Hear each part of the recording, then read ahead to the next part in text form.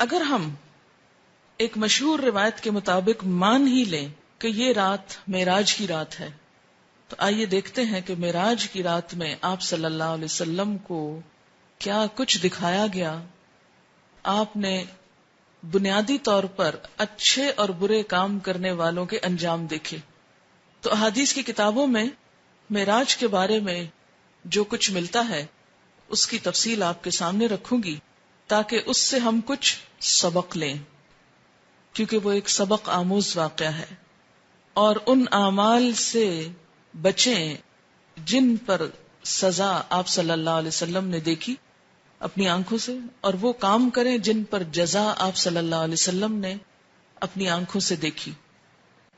قرآن پاک میں اللہ سبحانہ وتعالی نے فرمایا، سبحان الذی اسری بعبدہ لیلا من المسجد الحرام الی المسجد الاقصی الذی بارکنا حولہ لنریہ من آیاتنا انہ هو السمیع البصیر. سورۃ بنی اسرائیل. پاک ہے وہ خدا جو اپنے بندے کو رات ہی رات مسجد حرام سے مسجد اقصی تک لے گیا، جس کے آس پاس ہم نے برکت رکھی ہے تاکہ ہم اسے اپنی قدرت کے بعض نمونے دکھائیں. یقیناً اللہ تعالیٰ ہی خوب سننے والا اور دیکھنے والا ہے. ان آیات میں جس واقعے کی طرف اشارہ ہے وہ واقعہ اسراء کے نام سے مشہور ہے. اسراء کا لفظی معنی ہے رات کو سفر کرنا، رات کو چلنا. اس میں بنیادی طور پر مسجد حرام سے مسجد اقصی تک جانے کی بات ہے. احادیث کی کتابوں سے پھر مسجد اقصی سے آگے آسمانوں تک جانے کی بات ہے. اس سفر کا مقصد کیا تھا؟ قرآن پاک میں آیا ہے، لِنُرِيَهُ مِنْ آیاتنا، تاکہ ہم آپ صلی اللہ علیہ وسلم کو اپنی نشانیاں دکھائیں، اپنی آیات دکھائیں. تو پھر اگر ہم مانیں کہ معراج رجب میں تھی اور اس رات میں تھی، تو اصل چیز تو پھر وہ واقعہ ہے جو پیش آیا. اور پھر واقعہ میں بھی صرف واقعہ نہیں، اس کا مقصد کہ کیوں یہ واقعہ پیش آیا. اور وہ واقعے کا مقصد کیا ہے؟ لِنُرِيَهُ مِنْ آیاتنا، تاکہ ہم آپ صلی اللہ علیہ وسلم کو اپنی نشانیاں دکھائیں. آپ نے دیکھی، ہم کو بتائیں. ہم کو بھی دیکھنی چاہیے کہ آپ نے کیا دیکھا، ہم کو معلوم ہونا چاہیے. اسی طرح سورۃ النجم میں اس واقعے کی طرف کچھ اشارہ ملتا ہے، وَالنَّجْمِ إِذَا هَوَى مَا ضَلَّ صَاحِبُكُمْ وَمَا غَوَى وَمَا يَنطِقُ عَنِ الْهَوَى إِنْ هُوَ إِلَّا وَحْيٌ يُوحَى عَلَّمَهُ شَدِيدُ الْقُوَى ذُو مِرَّةٍ فَاسْتَوَى وَهُوَ بِالْأُفُقِ الْأَعْلَى ثُمَّ دَنَا فَتَدَلَّى فَكَانَ قَابَ قَوْسَيْنِ أَوْ أَدْنَى فَأَوْحَى إِلَى عَبْدِهِ مَا أَوْحَى مَا كَذَبَ الْفُؤَادُ مَا رَأَى أَفَتُمَارُونَهُ عَلَى مَا يَرَى وَلَقَدْ رَآهُ نَزْلَةً أُخْرَى عِندَ سِدْرَةِ الْمُنْتَهَى عِندَهَا جَنَّةُ الْمَأْوَى إِذْ يَغْشَى السِّدْرَةَ مَا يَغْشَى مَا زَاغَ الْبَصَرُ وَمَا طَغَى لَقَدْ رَآى مِنْ آيَاتِ رَبِّهِ الْكُبْرَى. ان آیات میں آپ صلی اللہ علیہ وسلم کے آسمانوں کی طرف جانے کا اور وہاں پر سدرۃ المنتہا اور اس کے آس پاس کی چیزوں کو دیکھنے کا اشارہ ملتا ہے. اور اس کے بھی آخر میں جو بات فرمائی گئی وہ کیا ہے؟ لَقَدْ رَآ مِنْ آیَاتِ رَبِّهِ الْكُبْرَى. آپ صلی اللہ علیہ وسلم نے دیکھی کیا؟ اپنے رب کی بڑی بڑی نشانیاں. اور آپ کو معراج کیوں کروائی گئی تھی؟ آسمانوں پہ کیوں لے جایا گیا؟ یہ سب منظر کیوں دکھایا گیا؟ تاکہ آپ عین الیقین کچھ حقائق کو ملاحظہ فرمائیں اور پھر واپس آ کر لوگوں کو بتائیں اور لوگ ان سے فائدہ اٹھائیں. اس کا ترجمہ ہے، قسم ہے ستارے کی جب وہ جھکے کہ تمہارے ساتھی نے نہ راہ گم کی ہے اور نہ ٹیڑھی راہ پر ہے اور نہ اپنی نفسانی خواہش سے کوئی بات کہتے ہیں. یعنی یہ پہلے ہی وضاحت کر دی گئی کہ آپ اپنی کوئی من گھڑت دل کی باتیں نہیں کرتے. وہ قرآن تو صرف وہی ہے جو اتاری جاتی ہے، اسے پوری طاقت والے فرشتے نے سکھایا ہے جو زور آور ہے. وہ سیدھا کھڑا ہو گیا اور وہ بلند آسمان کے کناروں پر تھا، یعنی فرشتہ. پھر نزدیک ہوا اور اتر آیا. پس 2 کمانوں کا فاصلہ رہ گیا، بلکہ اس سے بھی کم. پس اس نے خدا کے بندے کو پیغام پہنچایا جو بھی پہنچایا. جو دیکھا اس میں پیغمبر کے دل نے جھوٹ نہیں کہا. کیا تم جھگڑا کرتے ہو اس پر جو پیغمبر دیکھتے ہیں؟ اسے تو ایک مرتبہ اور دکھایا تھا، یعنی اللہ تعالیٰ نے ایک اور مرتبہ بھی دکھایا تھا. کہاں؟ سدرۃ المنتہا کے پاس. وَلَقَدْ رَآهُ، اور البتہ تحقیق اس نے یعنی آپ صلی اللہ علیہ وسلم نے دیکھا تھا اس کو یعنی جبریل کو. کہاں؟ نزلتن اخرى، ایک اور مرتبہ. کہاں؟ عند سدرۃ المنتہا، سدرۃ المنتہا کے پاس. اسی کے پاس جنت المأویٰ ہے. جبکہ سدرہ کو چھپائے جا رہی تھی وہ چیز جو چھپا رہی تھی. نہ تو نگاہ بہکی نہ حد سے بڑھی. یقیناً اس نے یعنی آپ صلی اللہ علیہ وسلم نے اپنے رب کی بڑی بڑی نشانیوں میں سے بعض نشانیاں دیکھی تھیں. یہ تو ہے قرآن کا بیان. لیکن باقی تفصیلات کہ وہ نشانیاں کیا تھیں، قرآن نے صرف کیا ذکر کیا کہ نشانیاں دیکھی. وہ نشانیاں کیا تھیں وہ احادیث کی کتابوں میں ہیں. اب ان کے بارے میں تھوڑی سی روایات میں آپ کے سامنے پڑھوں گی، اور اس کی روشنی میں ہمیں معراج اور رجب کو دیکھنا چاہیے اور اپنے اعمال کی طرف نظر کرنی چاہیے. صحیح بخاری میں حضرت انس بن مالک سے مروی ہے کہ معراج والی رات میں جب کہ بیت اللہ شریف سے آپ کو بلایا گیا، آپ کے پاس 3 فرشتے آئے جبکہ آپ سو رہے تھے. ان میں سے اگلے نے پوچھا کہ ان سب میں سے کون ہیں؟ درمیان والے نے جواب دیا کہ یہ سب سے اچھے ہیں. تو سب سے آخر والے نے کہا بس پھر ان کو لے چلو. یعنی آپ اور لوگوں کے قریب سوئے ہوئے تھے، اسی لیے فرمایا کون ہے، پہچان کے پھر آپ کو لے چلے. اس رات میں صرف اتنا ہی ہوا، آپ نے انہیں دیکھا نہیں. دوسری رات پھر یہ تینوں آئے. اس وقت بھی آپ سو رہے تھے، لیکن آپ کا سونا اس طرح کا تھا کہ آنکھیں سو رہی تھیں اور دل جاگ رہا تھا. تمام انبیاء کی نیند ایسی ہی ہوتی ہے. اس رات انہوں نے آپ سے کوئی بات نہیں کی اور آپ کو اٹھا کر زمزم کے پاس لٹایا. سینہ گردن تک خود جبریل علیہ السلام نے اپنے ہاتھ سے چاک کیا. یہ شق صدر کا واقعہ دوسری مرتبہ ہوا، ایک مرتبہ بچپن میں بھی. اور سینہ اور پیٹ کی تمام چیزیں نکال کر انہیں اپنے ہاتھ سے زمزم کے پانی سے دھویا. جب خوب پاک صاف کر چکے تو آپ کے پاس ایک سونے کا تشت لایا گیا جس میں سونے کا ایک بڑا پیالہ تھا جو حکمت اور ایمان سے پر تھا. اس سے آپ کے سینے کو اور گلے کی رگوں کو پر کر دیا، پھر سینے کو سی دیا. اس دور میں تو یہ بات جب آپ نے بتائی تو لوگوں کے ایمان ہل گئے اور لوگوں کو سمجھنے بھی مشکل ہو گئی. اگر اس دور کے لوگوں کو یہ بتایا جاتا کہ 1400 سال بعد کچھ لوگ ایسے پیدا ہوں گے جو عام انسانوں کے بھی سینے چیر کر ان کے دل نکال کر بدلیں گے، تو ان کے ایمان شاید متزلزل ہو جاتے اور کوئی یقین نہ کرتا. آج اگر انسان نے یہ مہارت حاصل کر لی ہے تو فرشتوں کے لیے یہ کام آخر کیوں مشکل ہے جو زمین سے آسمان اور آسمان سے زمین تک آتے جاتے ہیں. مسلم کی روایت ہے کہ پھر آپ کے پاس ایک تیز رفتار سواری لائی گئی جس کا نام براق تھا، جو صحیح معنوں میں برق رفتار تھا. منتہائے نظر پر ایک قدم رکھتا تھا، یعنی اس کا ایک قدم کہاں ہوتا تھا کہ جہاں نگاہ جا کے ٹکتی تھی، ایک یہاں اور ایک وہاں، یعنی اتنا تیز رفتار. حضرت جبریل علیہ السلام نے اس کو پکڑ کر حضور صلی اللہ علیہ وسلم کو سوار ہونے کے لیے کہا. آپ نے سوار ہونے کا جب ارادہ کیا تو وہ براق کسی قدر شوخی اور تیزی کرنے لگا.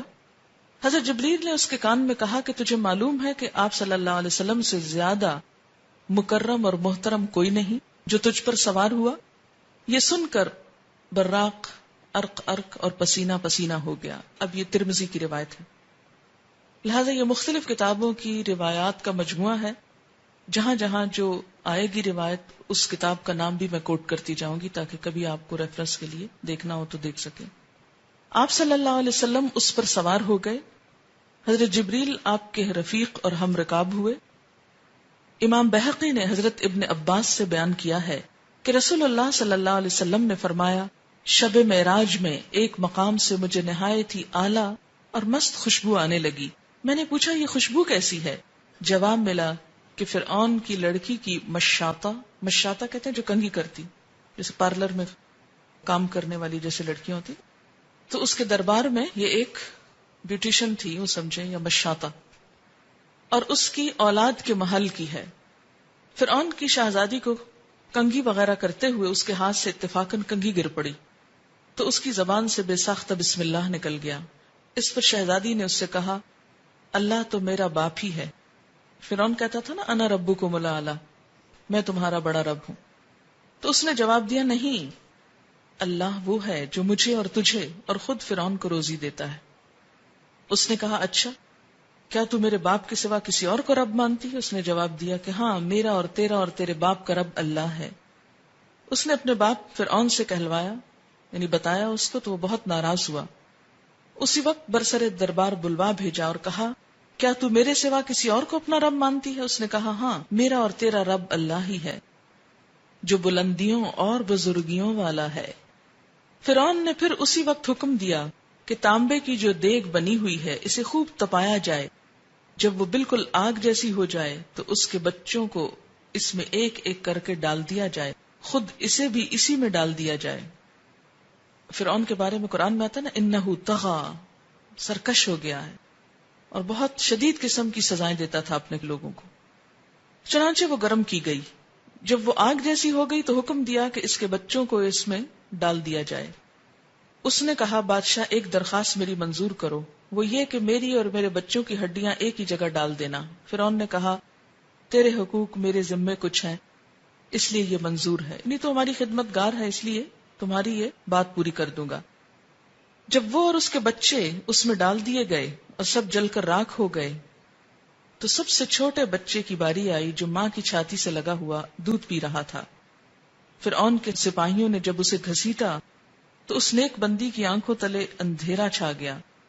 خدا نے اس بچے کو اس وقت زبان دی. اس نے بآواز بلند کہا اماں جان افسوس نہ کرو، ذرا برابر بھی پسو پیش نہ کرو، حق پر جان دینا ہی سب سے بڑی نیکی ہے. چنانچہ اسے صبر آ گیا، اسے بھی اس میں ڈال دیا گیا اور آخر میں ان بچوں کی ماں کو بھی، رضی اللہ عنہم اجمعین. یہ خوشبو کی مہکیں اسی کے جنتی محل سے آ رہی ہیں. آپ نے اس واقعے کے ساتھ ہی بیان فرمایا کہ 4 چھوٹے بچوں نے گہوارے میں بات کی تھی. ایک تو یہی بچہ، ایک وہ جس نے حضرت یوسف کی شہادت دی تھی، اور ایک وہ بچہ جس نے حضرت جریج ولی اللہ کی پاک دامنی کی شہادت دی تھی. ان پہ الزام لگا تھا. اور حضرت عیسیٰ ابن مریم علیہ السلام، اس کا ذکر تفسیر ابن کثیر میں موجود ہے. اس کے بعد براق لایا گیا دوبارہ. آپ اس پر سوار ہو کر آسمان تک پہنچے، پہلے آسمان تک. جبریل علیہ السلام نے آسمان کا دروازہ کھلوایا. فرشتوں کی طرف سے پوچھا گیا کون ہے؟ حضرت جبریل نے فرمایا میں جبریل ہوں. پوچھا گیا ساتھ کون ہے؟ بتایا گیا محمد صلی اللہ علیہ وسلم ہے. پوچھا گیا ان کے پاس پیغام الہی دے کر بھیجا گیا؟ جبریل نے کہا ہاں. یہ بخاری کی روایت ہے. یعنی پھر آپ کے لیے دروازہ کھولا گیا. بخاری کی روایت میں ہے کہ فرشتوں نے یہ سن کر کہا مرحبا، آپ بہت اچھا آئے، ویلکم. دروازہ کھول دیا گیا. آپ فرماتے ہیں کہ میں وہاں پہنچا تو حضرت آدم علیہ السلام موجود تھے. جبریل علیہ السلام نے کہا یہ آپ کے باپ آدم ہیں، ان کو سلام کیجئے. میں نے سلام دیا، آپ نے جواب دیا اور کہا مرحبا فرزند صالح، نبی صالح. بخاری کی روایت میں ہے پھر مجھ کو جبریل لے کر آگے بڑھے، دوسرے آسمان تک پہنچے اور اسی طرح سوال جواب ہوا اور دروازہ کھولا گیا. وہاں آپ کو عیسیٰ علیہ السلام اور یحییٰ علیہ السلام ملے جو دونوں باہم خالہ زاد بھائی بھی ہیں. جبریل علیہ السلام نے کہا یہ یحییٰ اور عیسیٰ علیہ السلام ہیں، ان کو سلام کیجئے. میں نے سلام کیا، دونوں نے جواب دیا. پھر کہا کہ مرحبا برادر صالح اور نبی صالح. اور پھر اسی طرح ان سے کچھ باتیں ہوئیں اور ان کو برادر اس لیے کہا گیا، بھائی اس لیے کہا گیا کہ آپ ان کے ڈسینڈنٹ نہیں، یعنی وہ دوسری نسل سے ہیں. بخاری میں ہے کہ مجھ کو جبریل علیہ السلام تیسرے آسمان کی طرف لے کر چڑھے اور دروازہ کھلوایا. پوچھا گیا کون؟ جبریل نے کہا میں ہوں. پوچھا گیا تمہارے ساتھ کون؟ انہوں نے کہا محمد صلی اللہ علیہ وسلم. پوچھا گیا ان کے پاس پیغام الہی ہے؟ جبریل نے کہا ہاں. فرشتوں نے کہا مرحبا، آپ بہت اچھا آئے. دروازہ کھولا گیا. وہاں پہنچا تو دیکھا کہ یوسف علیہ السلام موجود ہیں. جبریل علیہ السلام نے کہا یہ یوسف علیہ السلام ہے، ان کو سلام کیجئے. میں نے سلام کیا، انہوں نے جواب دیا. انہوں نے کہا مرحبا برادر صالح اور نبی صالح، کیونکہ وہ بھی بنی اسرائیل میں سے تھے، اس لیے بھائی کہہ رہے ہیں۔ بخاری کی روایت میں کہ جبریل علیہ السلام مجھ کو لے کر آگے بڑھے، چوتھے آسمان پر اسی طرح سوال جواب ہوا، اور وہاں پر حضرت ادریس علیہ السلام موجود تھے، سلام دعا ہوئی، اور اسی طرح کہا برادر صالح اور نبی صالح۔ پھر جبریل علیہ السلام آگے بڑھے پانچویں آسمان تک، وہاں بھی اسی طرح سلام دعا ہوا، وہاں پر ہارون علیہ السلام موجود تھے، انہوں نے بھی برادر صالح اور نبی صالح کہہ کر ویلکم کیا۔ پھر آگے چڑھے چھٹے آسمان تک، دروازہ کھلوایا گیا اور اسی طرح سوال جواب ہوا، اور یہاں پر موسیٰ علیہ السلام تھے۔ جب وہ ان کو چھوڑ کر آگے بڑھے تو وہ رونے لگے۔ پوچھا کیا ہے، آپ کے رونے کی وجہ کیا ہے؟ انہوں نے کہا میں اس لیے روتا ہوں کہ ایک نوجوان پیغمبر میرے بعد مبعوث ہوئے جن کی امت کے جنت میں داخل ہونے والے میری امت کے جنت میں داخل ہونے والوں سے زیادہ ہوں گے، تو مجھ کو اپنی امت پر حسرت ہے، یعنی بنی اسرائیل پر، کہ انہوں نے میرا اس طرح اتباع نہ کیا جس طرح حضور صلی اللہ علیہ وسلم کی امت آپ کی اطاعت کرے گی، اسی لیے میری امت کے ایسے لوگ جنت سے محروم رہے تو ان کے حال پہ رونا آتا ہے۔ پھر ساتویں آسمان پر پہنچے تو وہاں پر ابراہیم علیہ السلام کو پایا، کہا گیا ان کو سلام کیجیے، آپ نے ان کو سلام کیا، انہوں نے کہا فرزند صالح اور نبی صالح، یعنی بیٹا کہہ کے پکارا، اور آپ اپنی کمر بیت المعمور سے ٹیک کر بیٹھے ہوئے تھے۔ ایک اور حدیث میں آتا ہے نا کہ ساتویں آسمان پر بیت المعمور ہے خانہ کعبہ کی طرح، اور وہاں ہر روز 70,000 فرشتے طواف کرتے ہیں۔ تو ابراہیم علیہ السلام نے چونکہ دنیا میں بیت اللہ بنایا تو اس کے اعزاز میں آپ کو ساتویں آسمان پر جو بیت اللہ ہے وہاں پر رکھا گیا۔ مسلم کی روایت ہے کہ بیت المعمور میں ہر روز 70,000 فرشتے داخل ہوتے ہیں۔ بخاری کی روایت میں یوں ہے کہ میں ایک ایسے ہموار میدان میں پہنچا جہاں میں نے قلموں کے لکھنے کی آواز سنی۔ اللہ تعالیٰ نے مجھ پر اور میری امت پر 50 وقت کی نمازیں فرض کی۔ مسند احمد کی روایت میں ہے کہ سورۃ بقرہ کی آخری آیتیں کون سی بلا؟ آمن الرسول، وہ مجھ کو عنایت ہوئی، اور یہ بات کہ جو شخص آپ کی امت میں سے اللہ تعالیٰ کے ساتھ کسی کو شریک نہ کرے اس کے گناہ معاف ہو جائیں گے۔ مسلم میں ہے کہ آپ سے یہ وعدہ بھی کیا گیا تھا کہ جو شخص کسی نیکی کا ارادہ کرے اور کسی وجہ سے نہ کر سکے تب بھی اس کو ایک نیکی کا ثواب ملے گا، اور جب گناہ کا ارادہ کرے اور اس گناہ کو نہ کرے تو گناہ نہیں لکھا جائے گا، اگر کیا تو ایک ہی گناہ لکھا جائے گا۔ بعض روایات سے یہ پتہ چلتا ہے کہ آپ نے اللہ تعالیٰ کو بھی دیکھا، لیکن جو زیادہ ترجیح والی روایات ہیں وہ کیا ہیں کہ آپ صلی اللہ علیہ وسلم نے صرف کلام فرمایا۔ آپ نے جنت اور دوزخ کو دیکھا، جہنم میں زیادہ تر ناشکر گزار عورتیں نظر آئیں، جنت میں زیادہ تر غرباء اور مساکین دکھائی دیے۔ بہرحال آپ نے بہت سے عجائبات اللہ کی نشانیوں کو دیکھا اور واپس ہوئے۔ واپس آتے ہوئے موسیٰ علیہ السلام سے ملاقات ہوئی تو انہوں نے دریافت کیا کہ آپ کو کیا حکم ملا؟ میں نے کہا ایک دن رات میں مجھ پر اور میری امت پر 50 نمازیں فرض کی گئیں۔ حضرت موسیٰ نے فرمایا آپ کی امت ایک دن رات میں 50 نمازیں نہ پڑھ سکے گی، میں بنی اسرائیل سے خوب تجربہ کر چکا ہوں، آپ اپنے رب کے پاس واپس جائیے، کمی کی درخواست کیجیے۔ موسیٰ علیہ السلام کے فرمانے پر میں اللہ تعالیٰ کے پاس واپس گیا اور کمی کی درخواست کی، اللہ تعالیٰ نے میری درخواست کو قبول کیا، نمازوں میں تخفیف فرمائی۔ میں واپس آیا تو موسیٰ علیہ السلام نے پوچھا کتنی کم ہوئی؟ میں نے کہا 10۔ انہوں نے کہا ابھی بھی بہت ہے، واپس جائیے۔ پھر اللہ تعالیٰ نے 10 اور کم کر دی۔ پھر میں واپس آیا، پوچھا اب کتنی ہیں؟ تو ان کے دریافت کرنے پر میں نے کہا کہ اتنی نمازوں کی کمی ہو گئی۔ موسیٰ علیہ السلام نے کہا پھر جاؤ اور کمی کراؤ۔ پھر معافی کی اپیل کی گئی، اور اس طرح پھر 10 اور ایک دفعہ میں 5 اور باقی 5 رہ گئی۔ موسیٰ علیہ السلام نے کہا ابھی بھی کمی کراؤ، یہ لوگ 5 بھی نہیں پڑھیں گے۔ میں نے کہا مجھے اب شرم آتی ہے، جتنا اللہ تعالیٰ نے فرض کیا میں اس پہ راضی ہوں۔ آپ فرماتے ہیں کہ جب میں وہاں سے واپس آیا تو ایک پکارنے والے نے پکار کر کہا میں نے اپنا فرض پورا کر دیا، بندوں سے تخفیف کر دی، 5 نمازیں 50 کے برابر ہیں۔ پھر میں جہاں سے گیا تھا وہیں واپس آ گیا۔ اور جس وقت واپس آ کر آپ نے لوگوں کو خبر دی تو بہت سے ایمان والوں کے ایمان متزلزل ہو گئے کہ یہ کیسے ممکن ہے، اور ہو سکتا ہے کہ اب بھی یہ باتیں سن کر بہت سے لوگوں کے دل ہل گئے ہوں کہ یہ بھلا کیسے ہو سکتا ہے کہ آپ نے یہ سب کچھ دیکھ لیا۔ بات یہ ہے کہ مشکل اسی وقت ہو سکتی ہے جب انسان اللہ تعالی کی قدرت پر شک کرے، اور اگر اس بات کا یقین ہو کہ اللہ کے ہاں کچھ بھی مشکل نہیں، کن کہہ کے وہ کچھ بھی کر سکتا ہے، کسی سے کرا سکتا ہے، ایک اشارے میں اوپر سے نیچے اور نیچے سے اوپر تہ و بالا ہر چیز کو کر سکتا ہے۔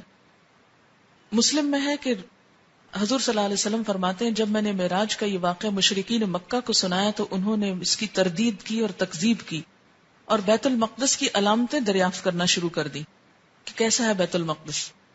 تو اللہ تعالیٰ نے بیت المقدس کو میرے سامنے ظاہر فرمایا، اور جو جو باتیں اور نشانیاں مشرکین دریافت کرتے میں دیکھ دیکھ کر بتاتا جاتا۔ ان تمام بیانات سے یہ بات یقینی طور پر ثابت ہو گئی کہ حضور صلی اللہ علیہ وسلم نے بحکم خدا مکہ سے بیت المقدس اور وہاں سے 7ویں آسمان پر تشریف لے جا کر اسی شب کو واپس تشریف لائے۔ آپ جسم سمیت گئے، جسم سمیت آئے۔ یہ محض خواب نہ تھا، بلکہ روح جسم کی بیداری کی حالت کے ساتھ گئے، اور قرآن پاک میں بھی اسی کا ذکر ملتا ہے، کیونکہ قرآن پاک میں آتا نا سبحان الذی اسری بعبدہ، تو عبد کس کو کہتے ہیں؟ روح کو۔ اب سے مراد روح اور جسم دونوں ہیں۔ قرآن کے مطابق سب کا حساب کتاب قیامت کے دن ہوگا، تو پھر حضور صلی اللہ علیہ وسلم نے کیسے پہلے سزا اور جزا یعنی جنت اور دوزخ کا مشاہدہ کیا؟ یہ کون لوگ تھے جن کا حساب پہلے ہوا؟ اس میں یہ وہ لوگ بھی ہو سکتے ہیں جو دنیا سے مر کے جا چکے ہیں، برزخ میں ہیں، اور ان کو وہاں ان کے اعمال کے مطابق سزا لیتے ہوئے دکھا دیا گیا۔ اگرچہ سب کا فیصلہ قیامت کے دن ہوگا، لیکن اگر کچھ لوگوں کو بطور مثال وہاں اللہ تعالیٰ نے پہلے فیصلہ کر کے ڈال دیا تو اس میں کیا مشکل ہے؟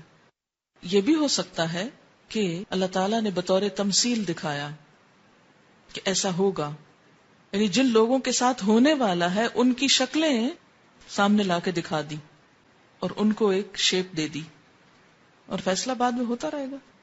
کیا صدقہ خیرات اللہ کے سوا کسی اور کے نام سے دینا جائز ہے، جیسے امام جعفر کے نام پر؟ یہ تو آپ قرآن پاک میں واضح طور پر پڑھ چکے ہیں۔ سورۃ البقرہ آیت 173 میں دیکھیے، انما حرم علیکم المیتۃ والدم ولحم الخنزیر وما اہل بہ لغیر اللہ فمن اضطر غیر باغ ولا عاد فلا اثم علیہ ان اللہ غفور الرحیم۔ بے شک اس نے حرام کیا تم پر مردار اور خون اور خنزیر کا گوشت، اور جو پکارا گیا اس پر اللہ کے سوا کسی اور کے لیے، لغیر اللہ واسطے غیر اللہ کے، یعنی اللہ کے سوا کسی بھی نبی، رسول، ولی، کسی بزرگ، کسی نیک انسان کے نام پر کچھ دینا، یعنی اس کی خوشی کے لیے، یہ درست نہیں۔ ہاں، کسی کی طرف سے صدقہ کرنا اس کی اجازت ہوتی، مثلا کسی کو ثواب پہنچانے کے لیے اگر کوئی شخص کچھ دیتا ہے تو وہ اور بات ہے، مثلا آپ اپنے والدین کی طرف سے قربانی کریں، یا حضور صلی اللہ علیہ وسلم کی طرف سے کریں، یا کسی اور کی طرف سے آپ کریں، تو یہ تو ٹھیک ہے، لیکن ان کے نام پر کرنا کہ وہ ہم سے خوش ہو جائیں تو شرک یہی تو ہے۔ تو کوئی بھی ایسا کام کہ کسی انسان کو، چاہے کوئی زندہ ہے چاہے کوئی فوت ہو گیا، مثلا اگر کوئی شخص زندہ ہے اور آپ اس کے ساتھ نیکی صرف اس لیے کر رہے ہیں کہ یہ قیامت کے دن ہم کو اللہ سے چھڑا لے، تو یہ تصور غلط ہے۔ ہاں، اس لیے کر رہے ہیں کہ وہ دنیا میں آپ کو نیکی کی طرف لے جائے، وہ اور بات ہے۔ کیا رجب کے پورے ماہ کے اندر روزہ رکھنا منع ہے یا 27 رجب کا؟ یہ نہیں کہ پورے ماہ میں روزہ نہیں رکھ سکتے، نفلی روزہ عادتاً جو آپ رکھتے ہیں، مثلا 13، 14، 15 کا، وہ رکھیے۔ اگر آپ کو عادت ہے سوموار یا جمعرات کے روزے کی، رکھیے، لیکن مخصوص اس تاریخ کو ہی روزہ رکھنا یہ نہیں ہونا چاہیے۔ وآخر دعوانا ان الحمد للہ رب العالمین۔ سبحانک اللہم وبحمدک، نشہد ان لا الہ الا انت، نستغفرک ونتوب الیک۔ والسلام علیکم ورحمۃ اللہ وبرکاتہ۔